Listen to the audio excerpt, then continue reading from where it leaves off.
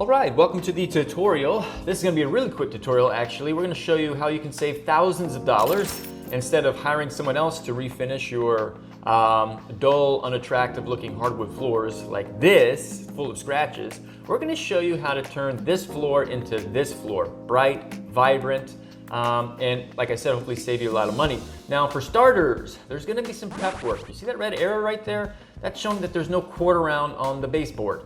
So if you have quarter round on your baseboards, you gotta remove it. Furthermore, these are some nails here in the floor. These are actually pretty big framing nails. I don't know why they're in the floor, but they're in the floor. You're usually gonna find some metal.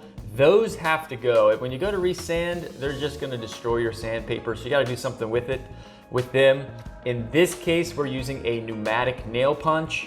It's messing up the floor a little bit, but not really too much. If you tried to pry them out, it would do more damage. Now with that damage, we're gonna use some wood filler, and this is just gonna be a tedious little thing that you're gonna have to do. Get you some stainable wood filler, some knee pads, and just go along the floor and anywhere that you feel like, you know, being froggy, just go ahead and fill some holes. This is the actual sander that we're gonna be using, and you're gonna need to use a couple different grits of sandpaper. The one on the left here, that's like a 36 grit, maybe something like that. The one on the right, that's a 100 grit, and we're gonna do several iterations. Now, in order to put that on the actual sander, you need to make sure that the sanding cylinder isn't on the ground, and you pull that lever like I just did. Now, putting the sandpaper on can be a little tricky. Don't get mad, just understand you gotta wiggle it back and forth. Now, really important, this sander will grind a divot the size of the Grand Canyon in your hardwood floors in less than a second. So what I'm demonstrating here is you must be moving forward before you engage the drum sander to actually rip up your floors, okay? And you have to disengage the drum sander like that before you actually stop. You see that red arrow? It's pointing to the actual like drum sander cylinder thing. It will destroy your floor if it is on and if it's engaged in your floor without actually moving. So once you kind of figure that out, do some practice runs with it off, you can graduate to actually using it. Now, when you're actually sanding, you might run into a spot like this where one of the floorboards is lower than the other floorboards or higher. In order to fix that, you want to go across the grain. If you see right here, I'm literally sanding diagonally. You never want to do that. You will destroy your wood if you do that. But for these small spots that you got to fix, you go across the grain, and then once you see how much damage it is, you got to fix it by going with the grain again. So in this way, you kind of even out any inconsistencies in the depths or the peaks and the valleys of the wood itself, and you come across something like that. Now, you're gonna be sanding, so there's gonna be a lot of sawdust and stuff like that. So every time you finish sanding with like one grit of sandpaper, so 36 for example, definitely sweep your floors. And even after you sweep, this is what kind of like your floor is gonna look like even after you sweep. The rough 36 grit, it destroys your floors. So this is why we have to resand it over and over again, about 3 times, and we go up a grit. So like say 36 to 60, then 60 to 100 or whatever. Now, this is a view, sectional view on the left, that's what a 36 grit does.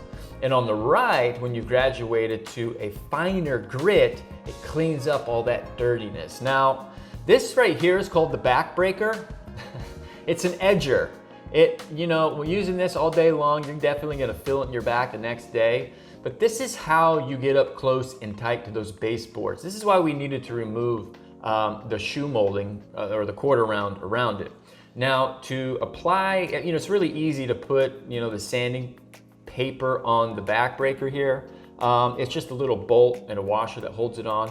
Now right here, I'm just showing that you want to make sure that this sanding paper is evenly distributed around like the actual thing that moves. I don't know what it's called, but whatever I'm tightening that bolt to, make sure that the sandpaper is evenly centered. Now, even with the edger, it's not really good at getting into the corners like this. You can kind of see where just the edger can't get. So you're gonna need another sander.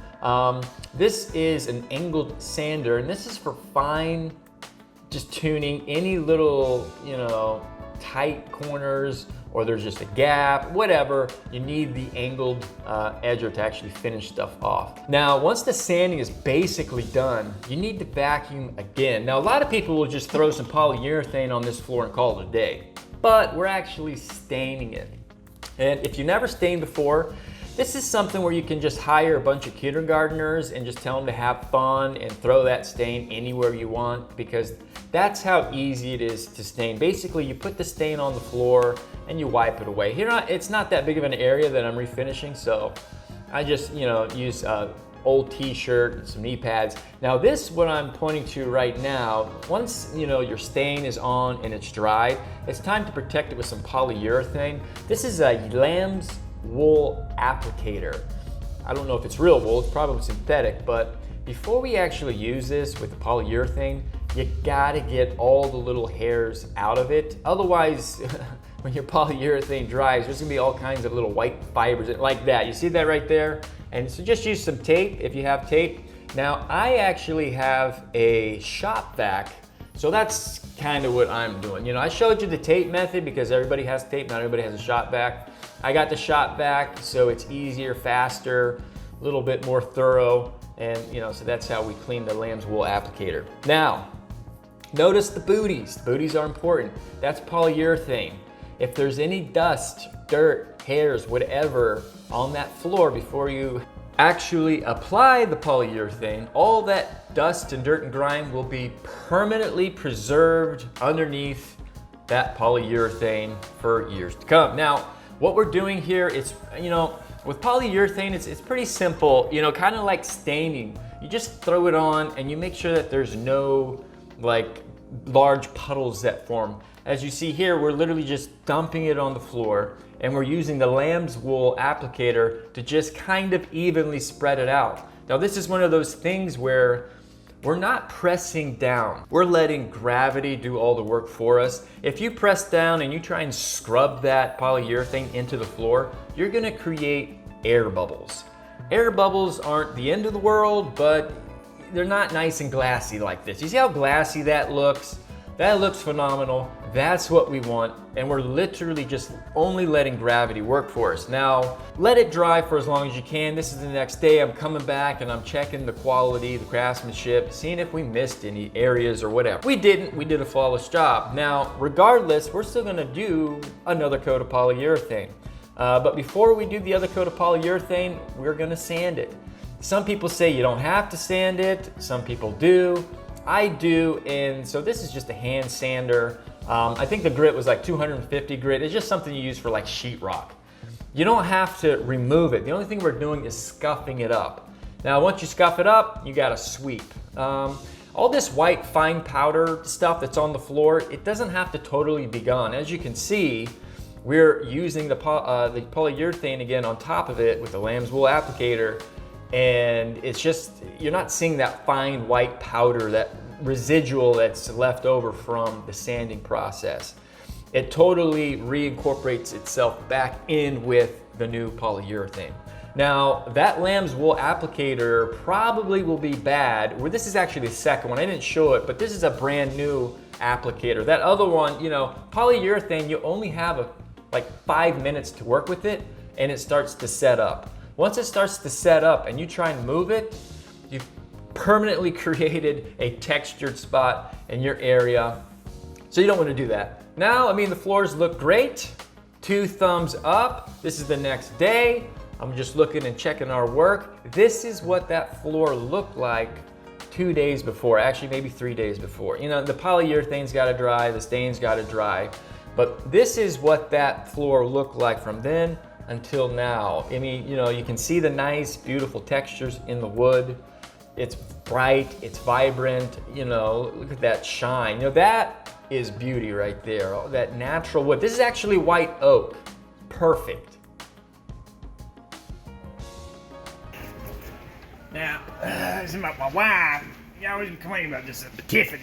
Okay, Tiffany that, Tiffany this, Gentlemen, go to your Dollar General, get you some acetone. It's mask tape. You turn. Hey, wait. Tiffany. It says clean strip. Is that gonna make her take her clothes off? That's gonna make her take her clothes off. Tiffany always be making her take her clothes off. Watch them little titties bounce. You know what I'm saying? Then I teach you something. Come to Home Depot. I'll show you how to really take some fine jewelry and turn it into Tiffany.